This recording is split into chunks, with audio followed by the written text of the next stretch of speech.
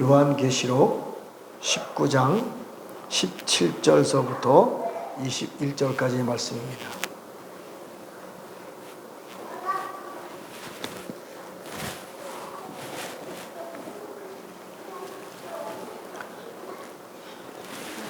요한계시록 19장 17절서부터 말씀입니다. 제가 말씀을 봉독해 드리겠습니다. 또 내가 보니 한 천사가 태양 안에 서서 공중에 나는 모든 새를 향하여 큰 음성으로 외쳐 이르시되 와서 하나님의 큰 잔치에 모여 장군들의 살과 왕들의 살과 장군들의 살과 장사들의 살과 말들과 그것을 탄 자들의 살과 자유인들이나 종들이나 작은 자나 큰 자나 모든 자의 살을 먹으라 하더라. 또 내가 보매 그 짐승과 땅의 임금들과 그의 군대들이 모여 그 말 탄 자와 그의 군대와 더불어 전쟁을 일으키다가 짐승이 잡히고 그 앞에서 표적을 행하던 거짓 선자도 함께 잡혔으니 이는 짐승의 표를 받고 그의 우상에게 경배하던 자들을 표적으로 미혹하던 자라. 이 둘이 산채로 유황 불 붙는 못에 던져지고 그 나머지는 말 탄 자의 입으로부터 나오는 검의 죽음에 모든 새가 그들의 살로 배불리더라. 아멘. 요 말씀은 마지막 전쟁, 이스라엘 나라의 6,000년 역사를 통해서 마지막 이스라엘 4,000년과 교회 2,000년 사이의 마지막을 장식하는 장면입니다. 그런데 성경에는 뭐 좀 어려운 구절이 많이 있습니다만 여기서 보면 하나님의 큰 잔치에 모여서 왕들과 장군들과 장사들과 모든 자들의 살을 먹으라 이렇게 얘기를 해요. 그리고 말 탄 자의 입으로부터 나오는 검의 모든 것을 다 죽입니다. 그러고 나서 모든 새가 그의 살로 배부르게 먹으라. 참 구약의 그 성경을 보면 죽은 시체 위에도 사람들이 접근을 안 합니다. 굉장히 더럽고 또 이 죽은 시체에 대해서는 율법에 보면 아주 뭐 굉장히 나쁜 것으로 취급받아서 죄장들이라든가 많은 그 정결하게 하는 사람들은 부정하다 그래서 가지 않습니다. 만지지 않습니다. 그런데 여기에서는 그 죽은 모든 시체를 먹으라 이렇게 말하고 있어요. 오늘 이 말씀에 대해서 이것이 의미하는 뜻이 무엇인지 바로 이 성경을 이제 어렵지만 바로 새겨들어서 이해를 해야 돼요. 그렇지 않으면 오해를 할 수가 있어요. 자, 누가복음 22장 19절부터 20절까지 보면 예수님께서 또 떡을 가져 감사 기도하시고 떼어 그들에게 주며 이르시되 너희는 이것은 너희를 위하여 주는 내 몸이라. 너희가 이를 행하여 나를 기념하라. 저녁 먹은 후에 잔도 그와 함께하여 이르시되 이 잔을 내 피로 세우는 새 언약이니 곧 너희를 위하여 붓는 것이라. 자, 예수님께서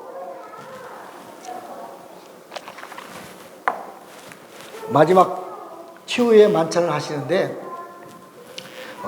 떡을 떼어서 주고 포도주를 주면서 말씀하시기를 이 떡은 나의 살이다. 이 포도주는 나의 피라. 나의 살과 나의 피를 너희들이 먹고 마시라 이렇게 말합니다. 그러니까 이건 비유지 실제가 아니잖아요. 자, 오늘 본문의 말씀에 있는 것들도 왕들의 살과 장군들의 살과 장사들의 살과 말들과 그 탄자들의 모든 살을 죽여놓고 그것을 먹으라. 이건 비유입니다. 비유예요. 그리고 요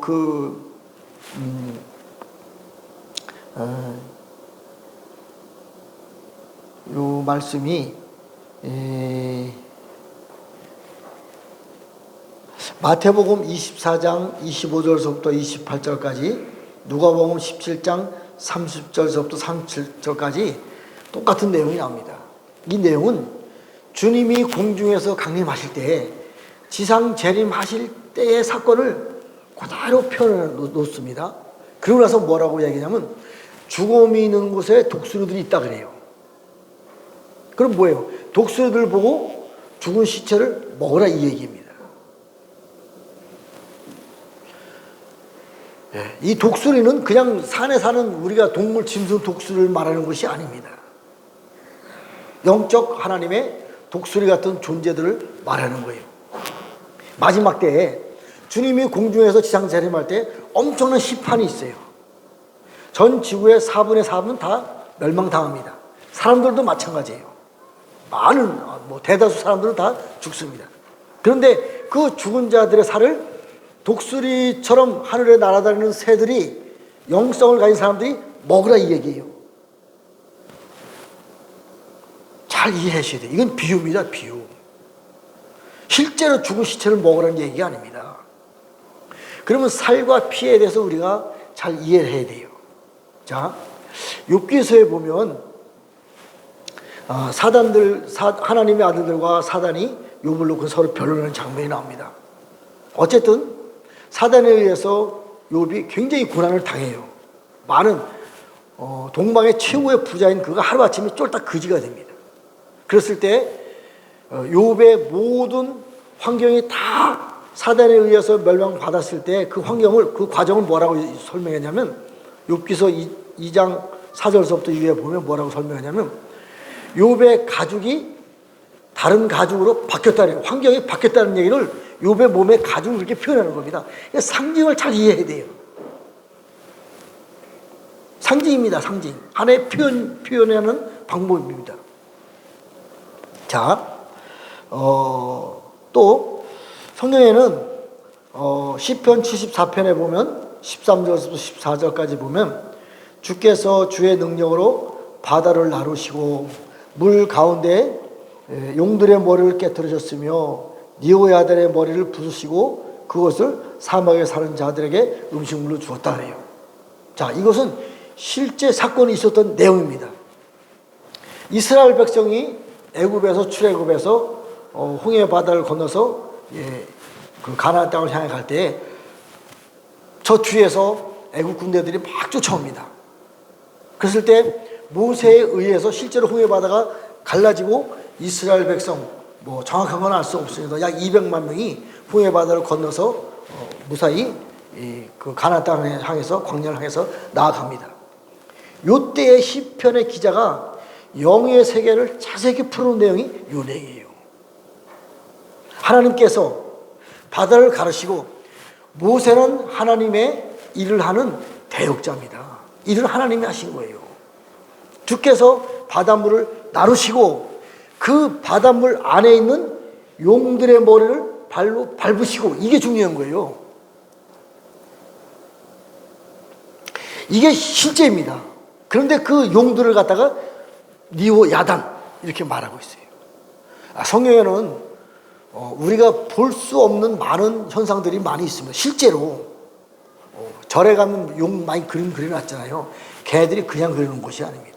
실제로 용이라는 존재가 있습니다. 성경에 있어요. 니오야단, 탄닌, 다 용이에요. 용, 큰 뱀, 아주 나쁜 짐승들, 괴물들, 실제로 이런 존재들이 있습니다. 우리가 못 봐서 그렇지. 이런 존재가 홍해 바다 속에 그 용이 숨어 있으면서 사실상 애굽을 통치하고 다스리는 그러한 역할을 용이 한 거예요. 용의 애굽왕의 바로는 사실상 사람인데 껍데기예요. 실제로 애굽왕의 주인은, 통치자는 짐승입니다. 용이에요, 용. 그것을 갖다 하나님께서 하나님의 능력으로 바다를 가르시고 그 안에 숨어있는 용들의 머리를 200만 명이 하나님의 군대들이 밟고 지나가니까 용들이 죽었어요. 그래서 용이 가지고 있는 살로 사막에 사는 사람한테 던져주고 사막에서 그들이 광야 40년 생활할 때 용이 가지고 있었던 그 음식으로 이스라엘 백성들이 40년 먹고 살고 버텼던 것입니다. 이 영의 세계를 잘 이해해야 됩니다. 영의 세계지만 실제 상황입니다. 자, 또 있습니다. 자, 이사야서 18장 5, 6절에 보면 마지막 때에 하나님께서 꽃이 피기 전에 포도나무가 열매가 맺기 전에 포도나무에 연한 가지를 잘라서 또 무성한 가지를 잘라가지고 산에 사는 독수리들에게 또 땅에 사는 짐승들에게 그 가지를 준다 그래요. 아니, 독수리가 나뭇가지를 먹고 살 수 있어요? 비유입니다. 땅에 사는 짐승들이 무성한 그 포도나무 가지를 먹고 살 수 있겠어요? 비유입니다, 비유. 이 포도나무는 지금 교회 시대, 우리들이 포도나무입니다. 교회가 포도나무예요. 포도나무 열매가 우리 믿는 사람들이잖아요. 이 교회를 상징합니다. 마지막 때에 큰 교회들의 그 나뭇가지를 잘라가지고 위에 있는 좋은 가지나무를 가지고 산에 사는 독수리들에게 이건 휴고될 성도들을 말하는 거예요. 여름을 나게 하고, 여름은 수확철입니다. 수확하다 열매를 거두리다 여름입니다. 여름을 나게 하고 지금 시즌입니다. 지금 큰 교회들의 일부를 잘라서 이제 작은 교회, 그 휴거 들 수 있는 교회들에게 그들이 와서 같이 예배를 드리고 그들이 가 있는 곳으로 교회들이 이제 더 풍성하게 살아난다는 것을 말하고 있는 거예요. 또 큰 가지들을 잘라가지고 짐승에게 주는데 이 짐승은 겨울을 날 수 있게, 겨울은요 시므리 관점으로 볼 때 심판을 말하는 거예요. 지금도 겨울이지만 영적으로 볼 때 심판입니다. 조금 있으면 이제 7년 대환의 환란이 올 건데 이 대환란 때에 땅에 남은 자들에게 그 사람들과 연합을 해서 큰 교회 중에서 나쁜 사람들을 교회로 7년 환란 속에 통과하는 도피성으로 들어오게 해서 그들과 연합을 통해서 환란을 지나가게 한다, 이 얘기입니다. 비유예요, 비유. 또 에스겔 32장에 보면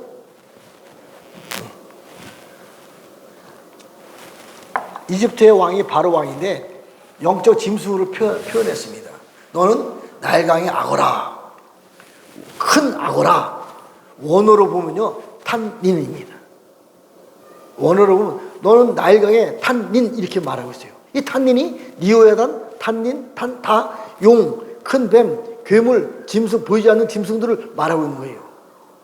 그러니까 실제로 나일강의 큰 악어는 이 애국 왕을 뒤에서 조종하고 있는 실제적인 왕이에요, 왕. 짐승들입니다, 왕입니다. 이 나일강의 악어를 잡아가지고 산에 사는 사람들에게 또 광야에 사는 사람들에게 주고 악어가 이 산에 사는 사람들과 광야에 사는 사람들이 뭐라고 말하면 악어가 통치했던 애국 왕은 멸망당한다는 내용이에요.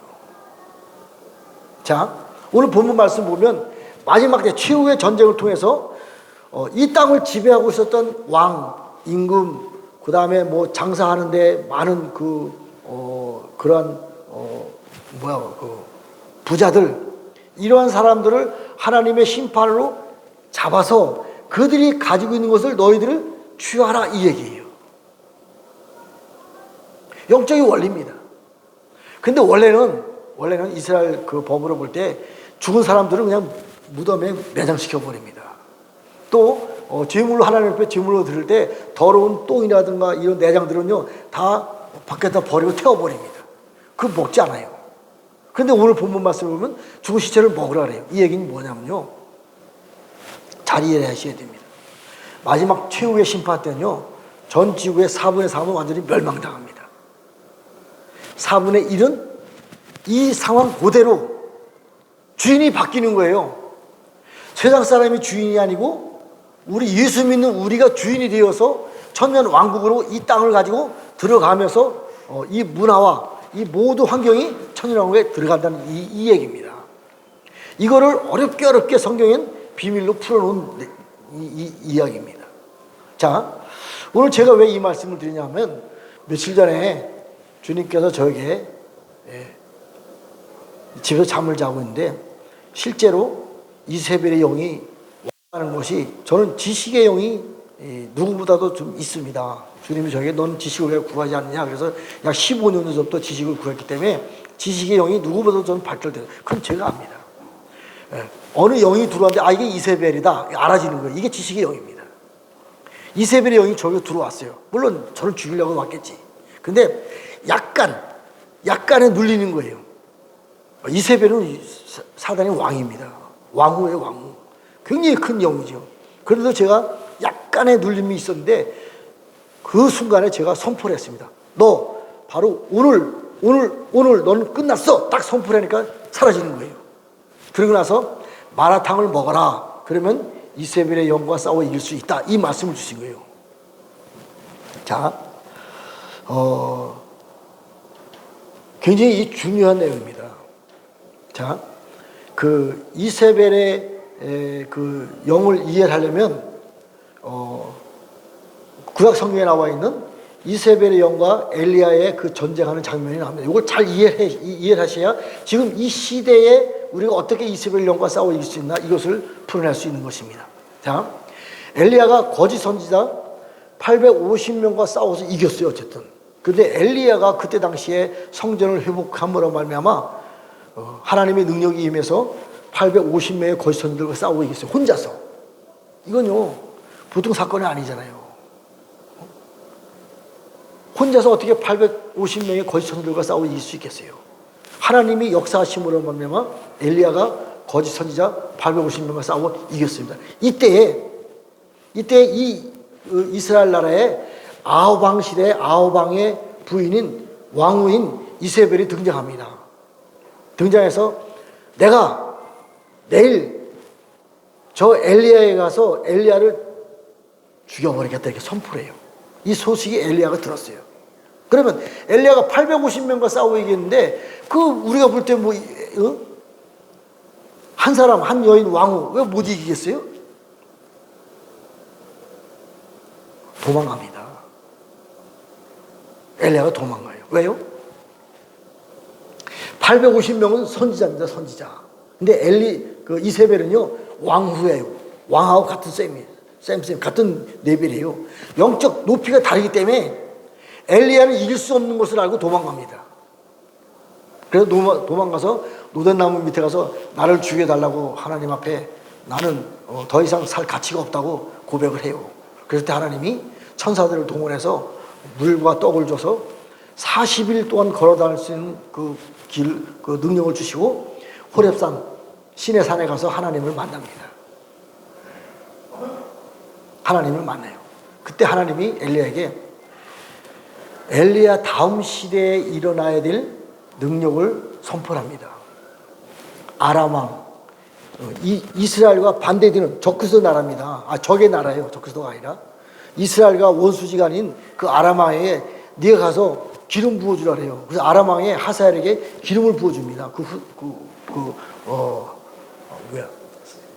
엘리야의 몸종에 가서 기름을 부어줍니다. 그리고 예후에게 왕의 기름을 부어주라. 그리고 네 대신 이제 엘리사를 기름 부어서 세우라 이렇게 얘기를 합니다. 그때 엘리사가 중요한 엘리사가 중요한 그 선포를 합니다. 당신의 갑절의 영감을 내게 주셨어요. 엘리야가 가진 갑절의 영감이 없으면 왕과 왕후 그들과 싸워 이길 수 없다는 것을 이 엘리사가 알아요. 그래서 갑절의 영감을 달라고 합니다.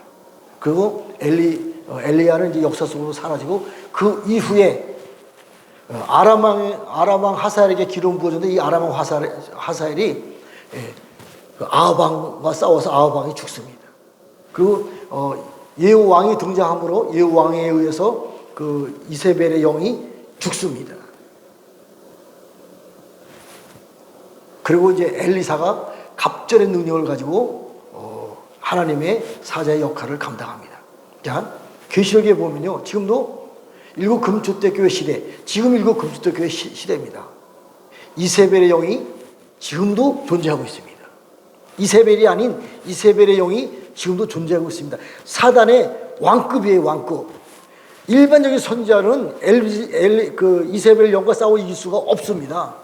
오중직임 사형의 영 가지고요, 이 이세벨의 영과 싸워 이길 수가 없습니다. 영의 급수가 다릅니다. 니골라당의 영도 마찬가지고요. 발람과 발락의 영도 마찬가지입니다.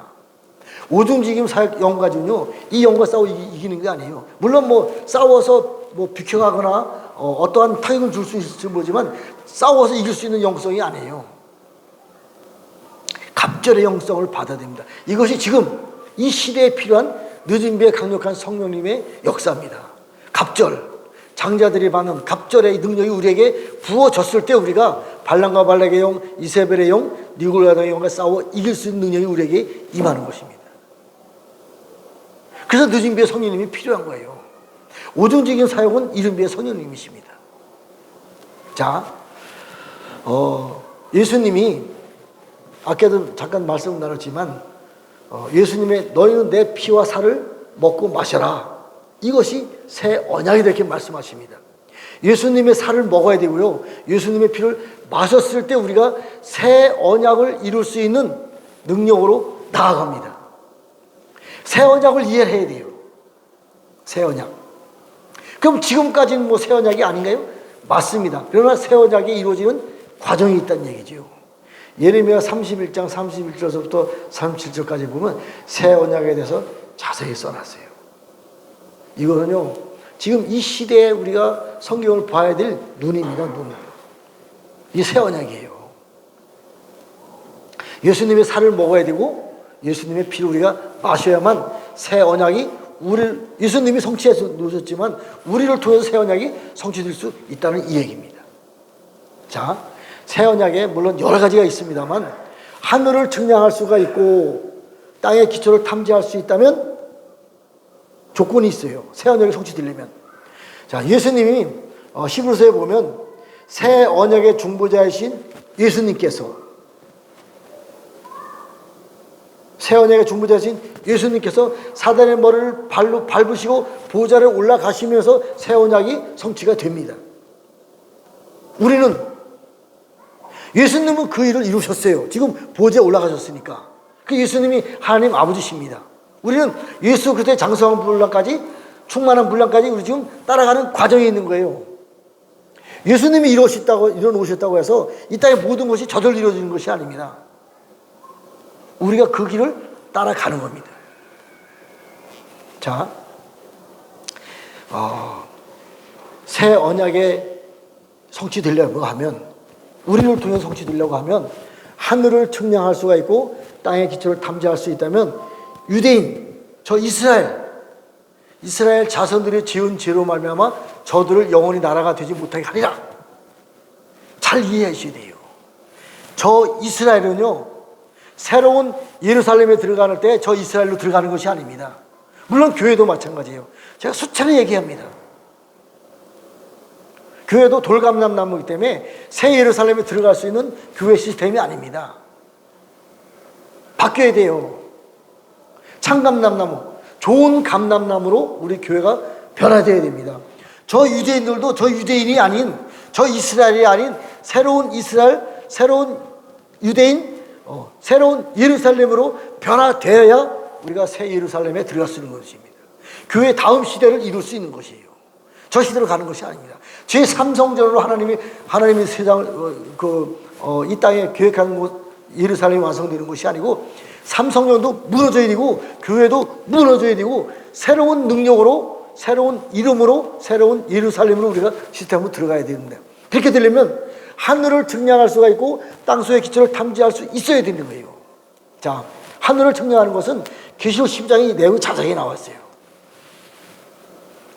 붉은 용, 7머리 10뿔 붉은 용이 세상 임금으로 세상을 주관하고 있습니다. 지금도. 그런데 여자가 낳은 사내 아이가 철장 권세를 가지고 싸웁니다. 물론 그 내용을 자세히 보면 미가엘 천상과 그의 사자들, 하나님이 창조한 천사들의 모든 군대들이 총집합해서 마지막 전쟁을 합니다. 왜? 세상 임금인 붉은 용 7머리 용이기 때문에. 근데 그들 중에 싸움하는 중에 우리 사람들도 사내 아이로 태어난 철장 권세를 가지고 만국을 다스리고 통치할 수 있는 사내 아이로 태어난 우리들도 함께 전쟁을 합니다. 이게 중요한 거예요. 그래서 계시록 12장 11절에 보면 우리 형제들이 싸워 이겼다 그래요. 결정적인 붉은 용과 싸워 이길 때 가장 강력한 능력을 가진 사람들이 우리입니다. 우리. 자, 하늘을 청량할 수 있고 세상을 이제 지배하고 있는 붉은 용이기 때문에 붉은 용과 싸워 이길 수 있는 하나님의 능력이 우리에게 기름 부어 줍니다. 이것이 바로 계시록의 이기는 자들의 내용이에요. 형제들이 싸워 이길 때 두 가지 강력한 무기가 있습니다. 어린 양 예수님의 뿌리는 피. 잘 이해해야 돼요. 히브리서 12장 24절에 보면 새 언약의 중보자이신 예수와 새 언약의 중보자이신 예수님, 그리고 아벨의 피보다 순교자예요. 아벨의 피보다 더 높은 단계에 뿌리는 피에 이르느니라. 피를 뿌릴 줄 아는 사람이 용과 싸워 이기는 거예요. 이게 하늘을 청량하는 겁니다. 피를 뿌릴 줄 알아야 돼요. 뿌리는 피로 우리가 구속받은 그런 내용이 아닙니다. 피를 무기를 삼아서 피를 뿌림으로 말미암아 깨끗하게 회복하고 청소하고 또 그 사단의 목을 자를 수 있는 강력한 피의 능력을 알아야 돼요. 뿌리는 피에 이르느니라. 자, 여기까지는 뭐 숱하게 말씀을 나눠서 이해하실 겁니다. 땅속의 기초를 탐지할 수 있다면 이게 중요한 거예요. 오늘 새벽에 꿈을 꿨는데 땅속에 어마어마하게 큰 동굴이 있는 거예요. 근데 위에서 물이 막 내려와요. 근데 이 물을 가지고 많은 사람들이, 세계 열방에 많은 사람들이 모여서 찬양하고 있는 거예요. 그러면서 땅속의 기초가 어떻다는 것을, 물론 그전에도 감으로 알았지만 오늘 정확하게 알 수 있었어요. 땅속의 기초, 땅속의 깊은 곳이 아니라 땅속의 기초를 탐지하라 이거죠. 땅속의 기초를 누가 잡고 있냐 이거입니다. 사단의 왕 아바돈이 지하 세계의 왕입니다. 이게 기초가 누구냐 이거죠. 이게 계시록 17장서부터 18, 19장의 오늘 내용이 그 내용입니다. 기초를 탐지해서 이들과 싸워 이기는 내용이 이 내용이에요. 그럼 기초가 누구냐 이거지요. 일곱 머리 열뿔 짐승입니다. 우리가 살고 있는 세상의 왕은요, 일곱 머리 열뿔 짐승이에요. 이 짐승을 잘 이해해야 돼요. 이스라엘 백성을 괴롭혔던, 예루살렘을 괴롭혔던 나라, 애굽, 아시리아, 바벨론, 메데바사, 헬라, 노마, 마지막에 지금 이 시대에, 노마 시대는 아니잖아요. 이 시대가 바로 노마의 열 발가락 시대, 일곱 머리 열뿔, 지금 이 시대란 말이에요. 이게 기초예요. 세상의 왕이 여지까지 이 세상을 지배하고 다스리고 통치했었던 가장 강력한 역대 왕들이 이 세상의 기초예요. 그들이 지금 미국, 솔직히 고백하는 겁니다. 미국, 러시아, 중국 다 이 세상의 사단의 왕들의 하수인들이에요. 나중에 다 이 세상에서 석기서가 나오는 거예요. 이걸 이해를 해야 돼요. 자, 우리는 하나님의 군대입니다. 뿌리는 피를 사용할 줄 알고 말씀의 검이 있어요. 얘보다 더 높은 말씀의 능력이 우리에게 있어야 돼요. 우리 힘으로는 안 되죠, 당연히. 하나님 아버지가 우리에게 일곱 영을 불어넣어 주시고 그 일곱 영을 가지고 말씀이라든가 능력이라든가 나타날 때 싸워 이길 수 있는 거예요. 결국은요, 땅속의 기초를 가진 세상의 모든 왕들과 하나님의 나라의 군대들과의 전쟁이에요. 이게 바로 계시록 19장의 내용이에요. 그래서 저들이 추구해 놓았던, 저들이 이뤄놓았던 모든 이 지금 현 세계를 4분의 3은 완전히 갈아엎고 4분의 1은 이것을 가지고 도피성이 되어서 천년왕국으로 들어가라 이겁니다. 자, 대한민국이 도피성 중에 도피성이 됩니다.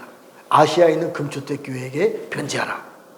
이스라엘에서 봤을 때 지금 이 시대에 아시아에 있는 금초대 교회는요, 전 세계의 교회들을 다 넘어갔어요. 대부분. 물론 한국도 마찬가지입니다만 남아있는 교회, 아시아에 있는 일곱 금주택에 편지하라. 이 금주택 교회, 대한민국에 있는 교회를 가지고 하나님이 세를 행하십니다. 세를 행하세요. 이게 계시록에 있는 일곱 금주택 교회의 내용이에요. 사자들과 이기는 자들에게 하나님 지금 늦은 배 성령님으로 온전한 선물을 물붓듯이 부어줍니다. 아까 기도할 때 저는 참 요새 날마다 새로운 영의 그 세계를 경험합니다. 물론 부족합니다. 순간적으로 기도를 했는데 어느 분을 놓고 기도하는데 이런 생각이 드는 거예요. 폭포수같이 부어진다. 폭포수같이 부어진다. 마음이 오는 거예요.